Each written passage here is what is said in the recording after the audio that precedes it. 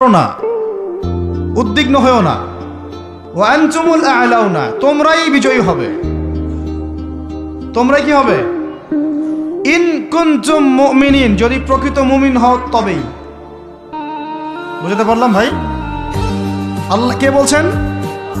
আমাদের সৃষ্টিকর্তা, আমাদের পালনকর্তা, আমাদের রিজিক দাতা, আমাদের বিধানদাতা, এই মহাবিশ্বের স্রষ্টা। পুরো মহাবিশ্ব আল্লাহ পাকের আইনে চলে, পৃথিবী বাদ দিয়ে। বলেন পৃথিবী বাদ দিয়ে কেমন করে? দুনিয়াতে মানুষ আল্লাহ পাকের বিধান মানে না, পুরো মহাবিশ্ব মানে।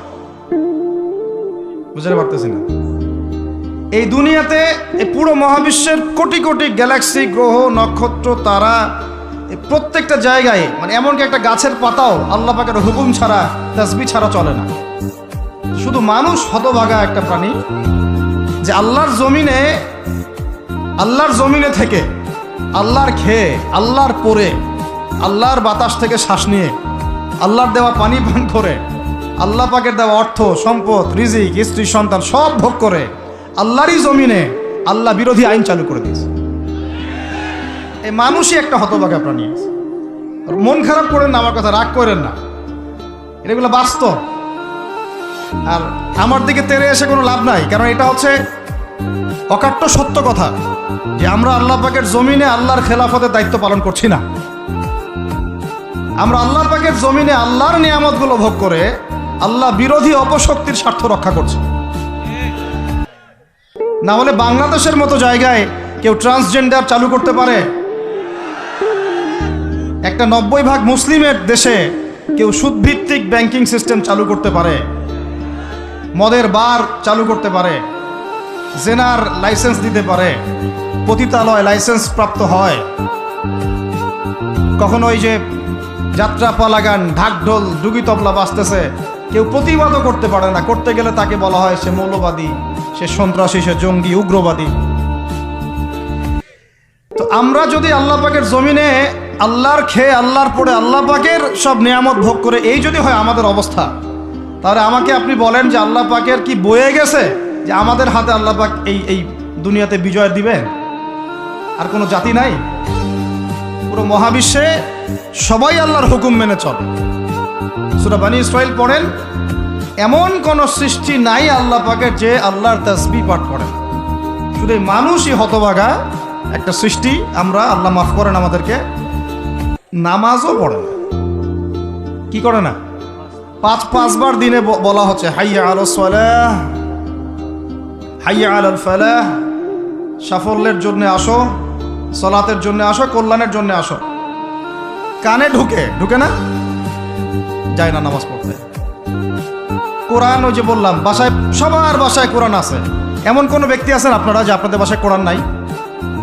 প্রত্যেকের বাসায় আছে। এমনকি আপনার ফোনের মধ্যে অ্যাপসে আছে, খুলে দেখার সময় নাই।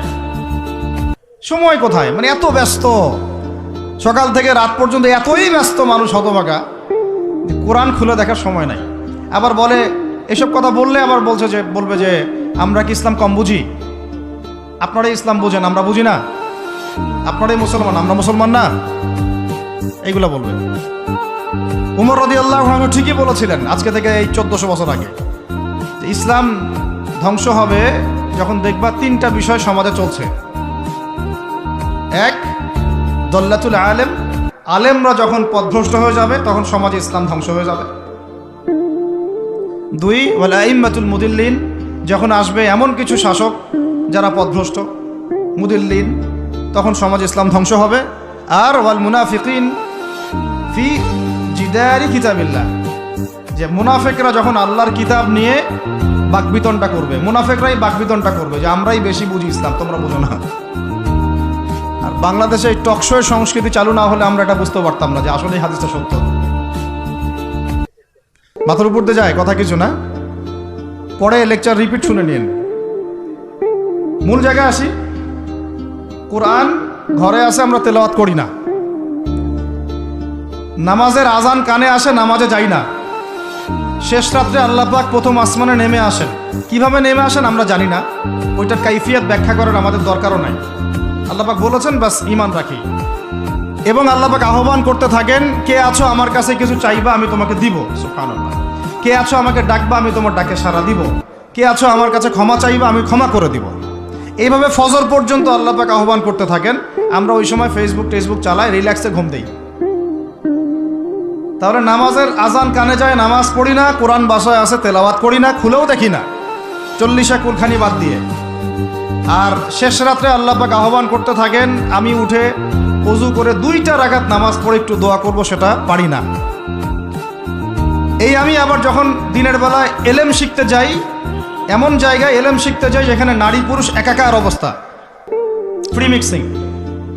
আমি এমন এলেম শিখতে চাই যে এলেমটা আমাকে 20 বছরে 20টা সূরাও শিখায় না, 20টা হাদিস আপনার মুখস্থ নাই। আমি চ্যালেঞ্জ করতেছি আপনাকে, 20টা হাদিস আপনি দাঁড়ায় বলেন, ছোট ছোট হাদিস খালি।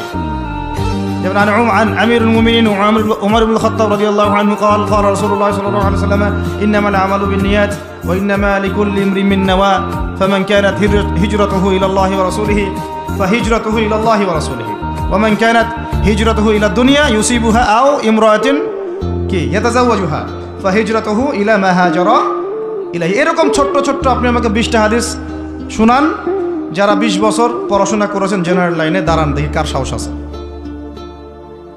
এই হচ্ছে আপনাদের শিক্ষার অবস্থা। তারপরে আপনি আবার যখন চাকরি ক্ষেত্রে যান, ঘুষ ছাড়া আপনার চাকরি হচ্ছে না। এই হলো অর্থনৈতিক জীবনের অবস্থা। আবার চাকরি, ব্যবসা, বাণিজ্য যাই করছেন, এর মধ্যে ম্যান্ডেটরি মাস্ট বি সুদ আছে। কি আছে? মাপে কম দেওয়া তো আছেই, অন্যের সম্পদ আত্মসাৎ তো আছেই, পণ্যে ভেজাল দেওয়া তো আছেই, তারপরে সিন্ডিকেট তো আছেই, যেটার দাম এখন এই রজবের, আজকে কয় তারিখ? রজবের 14-15 হবে না? তো এই রজবের 14-15-তে যে পণ্যের দাম 200 টাকা, 1.5 মাস পরেই সেই পণ্যের দাম হবে 400 টাকা। এই হলো অর্থনৈতিক জীবনের অবস্থা। আর সুদের সাথে সম্পৃক্ত না হলে তো আমাদের ঘুম হচ্ছে না। বাংলাদেশের 64,000 গ্রাম বাংলা বলি না আমরা, 64,000 গ্রাম বাংলায় একাধিক সুদী এনজিও আছে, সবাই সুদী কারবার করতেছে। আমাদের মা বোনরা ওখানে সমিতিতে নাম লেখাচ্ছে, আমরাও নাম লেখাইছি অনেকে। কিস্তি শোধ করতে হচ্ছে, জমি বন্ধক রাখো, বাছুর বন্ধক রাখো, গরু বন্ধক রাখো। শেষমেশ ধনীরা ধনী হচ্ছে, গরিবরা গরিব হচ্ছে। কারণ আল্লাহ পাক এই কিতাবের মধ্যেই বলেছেন, সূরা বাকারার শেষের দিকে আছে যে ইয়া আইয়ুহাল্লাযীনা আমানু, হে মুমিনগণ, ইত্তাকুল্লাহ, আল্লাহকে ভয় করো, ওয়া যারু মা বাকিয়া মিনার রিবা, সুদ ছেড়ে দাও, ইন কুনতুম মুমিনিন, যদি মুমিন হয়ে থাকো, ওয়া ইল্লাম তাফআলু, সুদ যদি না ছাড়ো, ফাআযানু বিহারবিন মিনাল্লাহি ওয়া রাসূলিহি, আল্লাহ এবং তার রাসূলের সাথে যুদ্ধের ঘোষণা শুনে রাখো। আয়াত বুঝলেন? আয়াতটা কি বুঝলেন? আল্লাহ পাক বলছেন যারা সুদ খায় বা সুদ না ছাড়ে, এরা আল্লাহ এবং তার রাসূল মুহাম্মদ সাল্লাল্লাহু আলাইহি ওয়াসাল্লামের বিরুদ্ধে অস্ত্র নিয়ে দাঁড়ায় আছে। তো আপনার আমার কল্যাণ হবে না ভাই? দুনিয়ায় পরকালে কল্যাণ হবে না? আমরা হাউজে কাউসারের পানি তো পাবো ইনশাআল্লাহ, আমরা কবরের উত্তর তো দিতে পারবো ইনশাআল্লাহ। আমাদের জন্য নবী সাল্লাল্লাহু আলাইহি ওয়াসাল্লাম সুপারিশ তো করবেন ইনশাআল্লাহ। সুপারিশ তো নবী